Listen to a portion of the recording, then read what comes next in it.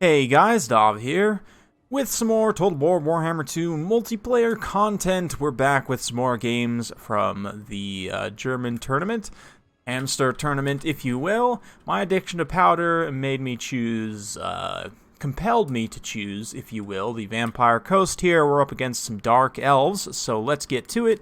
We've got the Pistol Admiral with double gunny, a single carronade here with the black spot in protection with their bayonets. They are an excellent protection unit. We've also got a couple of bombers here, a whole bunch of mobs up front, a couple of pistols, just 2 pistols, and 4 mobile units. We've got 2 groups, one on each side here, one with bats and some dire wolves currently doing some scouting. And then over here on the other side in the back, same thing, Gallows Giant to give us some terror and a single kind of elite choice. And yeah, that's pretty much it. As for the Dark Elves here, my opponent's got some Bleak Swords, Sisters of Slaughter, Dread Spears, Black Arc Corsair Handbows, a couple units of Shades. We've got Supreme Sorceress Lore of Fire, a Sorceress of Death, and it looks like Canine Assassin as well. It's a pretty solid choice. Repeater Crossbow here, and another Repeater Crossbow there. And yeah, pretty good stuff. Some more handbows, relatively well balanced. Some regular melee Dark Riders. Just a pretty wide, kind of mid-tier Dark Elf build, which is what you would expect against the Vampire Coast. Generally, this is how most factions go about fighting the Vampire Coast, is kind of a balanced, wide infantry army like this. But let's see how we can do here. Definitely got some tools to try and defend, but I can't necessarily win very decisively against these Dark Riders. And yeah, I mean, the idea here is to try and break the charge with the Fell Bats, since they have higher melee defense, and then charge with the Scurvy Dogs. But I'm actually going to mess that up here a little bit and just charge straight in with the Scurvy Dogs. They're going to take a lot of damage straight to the face, and then the Bats come in kind of on the side here. We hit them all with the Dance Macabre to try and juice their melee attack, but unfortunately those dogs just took so much damage there. I mean, they did some pretty good damage in return, but probably not cost efficient. That being said, these Sisters of Slaughter have been getting pounded on the approach here. Got a very nice overwatch position with the black spot and these pistol mobs as well. Likewise, the Admiral taking a little bit of friendly fire, but the Gunnery White's going to be focusing in. Over on this side, we got a nice charge. My opponent's also going to throw a beautiful burning head right here across these deckhand mobs. It will come through and contact these pistols and these bombers as well, so a very nice burning head right there. You can see those bombers shooting in, though, getting some excellent value on the Sisters of Slaughter. We were able to win this engagement, even though these 2 units are crumbling. Just with the support, we were eventually able to take that home, so that's okay. Over here, it's kind of a mixed bag. We're able to rout off a couple units, but again, my mobile units are crumbling, and not the best situation. That being said, we have forced out Murderous Prowess already, just from massive losses on both sides because both armies are pretty big. You can see these 2 units of Shades here are going to be the main unit of focus fire. Get it? Focus fire. Okay. But seriously, both the Gunnery Whites, the Cannon, and the Gallows Giant all going to be just blasting away at these Shades right here, since they're kind of the main high-value enemy target. They're the main danger to the Gallows Giant, and more, for example, the bombers and other infantry can kind of help clean up here. You can see the handbows really don't have long enough range to get in and shoot at the Gallows Giant, so they're going to kind of get bombed out here. Pretty nice. I like that the bombers are actually pretty decent right now. So Invocation of Nehek there. Meanwhile, over on the far side, you can see these Canine Assassins kind of mixed in here. We've also been focusing him a little bit as well with the Pistol Admiral and the various Gunnery Whites. You can see I kind of changed my targeting a little bit there. I'm trying to decide what's the best target to shoot at in terms of characters at the moment. But yeah, over here, Flaming Sword of Ruin. Going to be juicing up the weapon strength and so on of all of these units here.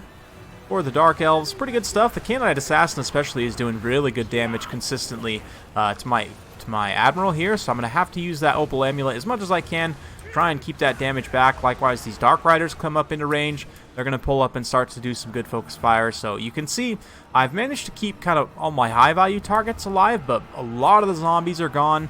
Having a hard time protecting the artillery piece at this point because I just don't have enough troops. These Black Spot are kind of out of position here. Thankfully, even they being a kind of spear/gun unit, right? Being out of position is okay. They can still use their guns to try and secure this area here. Nice Spirit Leech there, along with some fire from the Dark Riders. He is doing quite a bit of damage to the Admiral, but I'm pretty ahead on the balance power at this point. Got a pistol summon here, able to fire back and continue to plink away at those repeater crossbows there. Sisters of Slaughter still holding for the time being, but just barely. Elven leadership, you know, they don't go down easy, but a brutal amount of fire being poured in there. The Gallows Giant still alive in the late game here, being very key. Such a great unit in general if you can keep it alive. It is pretty expensive and relatively squishy. You can see it has taken considerable damage, but yeah, the fireball overshot, killed a couple of friendly Dark Riders because that's just the life of an elf, dark elf. And yeah, the Supreme Sorceress here getting popped by the pistol. The K-Knight Assassin gets roasted there. Shades getting popped by the Gunnery Wights. And this is the one unit of summon zombies that you get for free from the... What is it called? The Necrofex. They didn't get far, but they tried their best. They literally just died from walking. That's hilarious. Anyway. Yeah. It's kind of funny because with the zombie summons for the Vampire Coast, because they're so slow, like oftentimes by the time they get to their target, their summon timer is almost up. But anyway, ended up not being an issue. We were able to take home the win there. So well played to Croissant. Hopefully you guys enjoyed watching that one. Yeah, the Gallows Giant definitely a nasty pick in this matchup because generally the Dark Elves will go with this kind of wide infantry build here.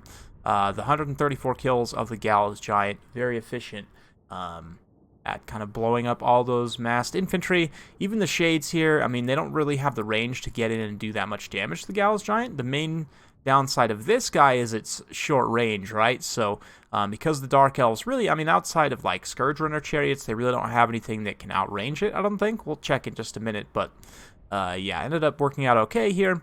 Likewise, the Double Gunnery Wight plus the Admiral, they all have good DPS as well and can kind of plink away. 66 kills on the black spot, not too bad.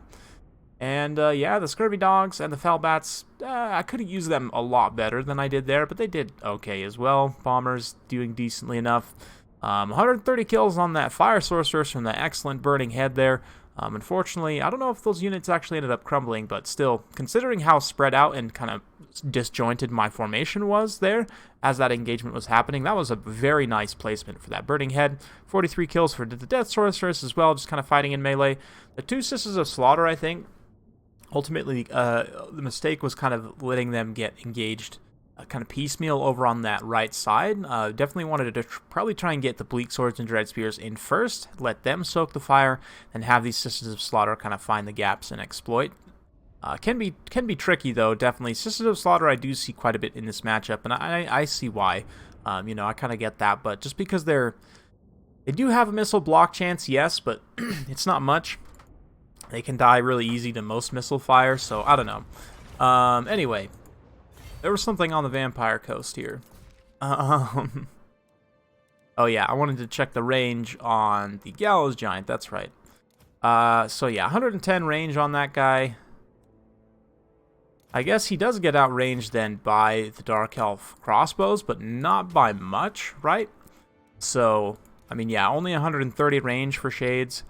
145 for the Bolt Fiends, and that's basically as good as it gets. You get up to 150 with the Scourge Runner Chariots, so yeah, I mean, best case scenario, you're still going to have to get relatively close, and I mean, that's only like 20 meters difference, so really negligible difference there, and if you get close enough, this thing's just absolutely going to blast your face, so definitely a tricky situation. I honestly think that Dark Elves don't have that many bad matchups, but I'm starting to think that this Vampire Coast matchup might be their toughest. I don't know. Let me know what you guys think in the comments down below, those of you who have experience playing Dark Elves against the Vampire Coast. I don't know why. I can't really put my finger on a good reason as to why, you know, to give like a specific unit type that the Dark Elves aren't necessarily great at. Maybe it's just the Dark Elves don't do attrition super well, and the Vampire Coast are one of the best attritional factions, but then at the same time, like, Dark Elves do well against other attrition factions, so I don't know, it's a weird matchup. Let me know what you guys think in the comments down below. I'm gonna try and put this into words about exactly why I feel this matchup is favored for Vampire Coast, but yeah, but for whatever reason, the Dark Elves just kind of have a hard time here. Maybe it's just the fact that they have low HP and kind of low range as well. Like, they don't actually have that much good range because, I mean, obviously the other two elf factions, the Wood Elves and the High Elves, have much longer range, mid-range units, right? Like, their bow units have considerably longer range than all of the crossbows, so maybe that's why? Maybe that's why? I'm not really sure. Anyway, I've rambled long enough. Hopefully you guys enjoy. If you do like this sort of content, be sure to like, subscribe, hit that bell notification button, so every time I upload a new video, you'll be notified. Thanks again for watching, and we'll see you next time.